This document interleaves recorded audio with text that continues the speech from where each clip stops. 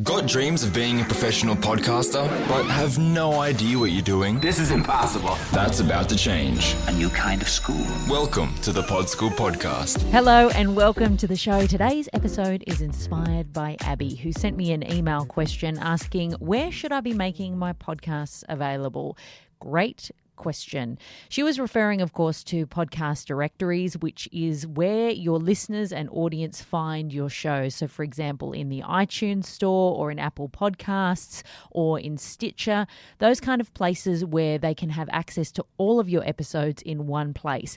And when you are actually starting out with your podcast and you want your show to appear in those directories, it doesn't happen by magic. You have to submit your show to each of those places.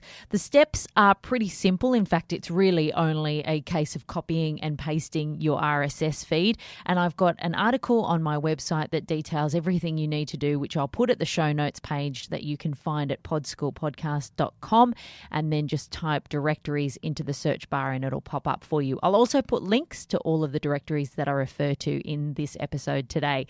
So the main thing you need to worry about when it comes to where you're going to put your shows is that you have to make sure, at the very least, there is a way for people to listen if they have an iPhone or an Android. Sometimes people think I just submit it to iTunes and that's me done. But then the poor Android users, who often get forgotten in this world where we think Apple controls everything, think, hey, I want to listen to this too. So you need to make sure that it's available, because otherwise you're missing out on a huge portion of the listening market, and nobody wants to do that when the goal is obviously to get more ears on your show. So iTunes is the major one, and to be honest, at least for the foreseeable future, that's probably where the majority of your listens are going to come from. So it's really important that you are in the iTunes library. And again, I've got a link to where you submit your show in the show notes page at podschoolpodcast.com. The second place I would suggest is somewhere like Stitcher and Pocket Cast. Both those apps are compatible with Android, so Android users will be able to find your show.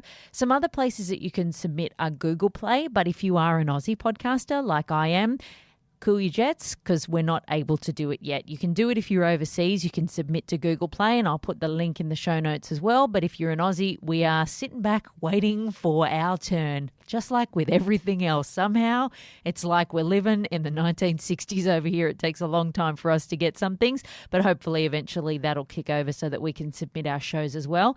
The other place that was suggested to me by someone at Libsyn was TuneIn. So I've also submitted my show to TuneIn as well. But really, around 80% of the downloads of all my shows come from iTunes and the Apple Podcast app. So that's just something to be mindful of. Now, there are a bunch of directories, and you can just Google podcast directories. And if you're feeling like you just want to be everywhere, then you can submit your show to every single directory that has ever existed. In fact, it's pretty easy. All you need to do is just literally copy and paste that RSS feed. And then once that directory has your show and has the RSS feed, it'll just automatically update new episodes every time one comes live. So that's a really simple thing you can do. But honestly, if you're across a few directories, the jump that you're going to get in listeners is not going to be gigantic. As long as you're on those main areas and you can be found on Android and iPhone, then you're going to be sweet.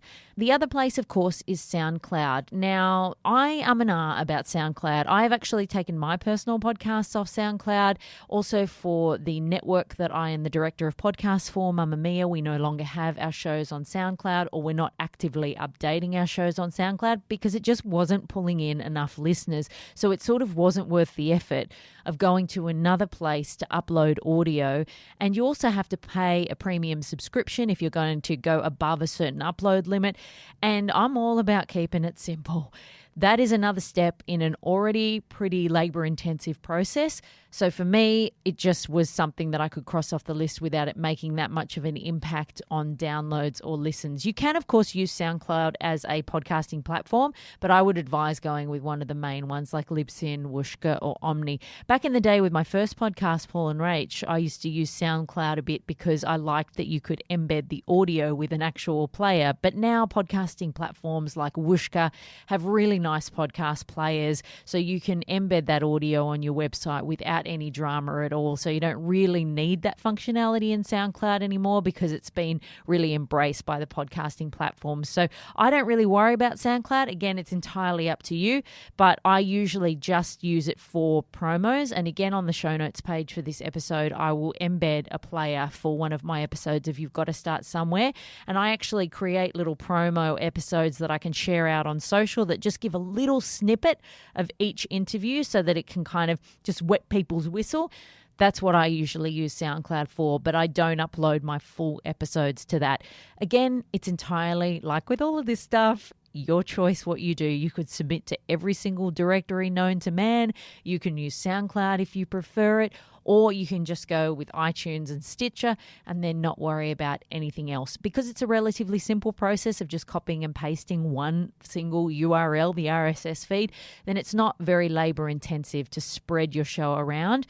But whether that yields a bunch more downloads, who knows? I guess though, when you're starting out, every single download counts. So maybe you just want to make sure your show is available absolutely everywhere.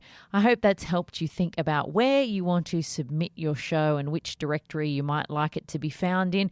If you have a question, you can always send me an email. Just head to podschoolpodcast.com and hit the contact page. There you'll also find all the details about my online podcasting course, Pod School, and my tech guide that takes you through all the tools and tech you need to set up your home studio. I'll see you next week, and until then, happy podcasting. That's all for today.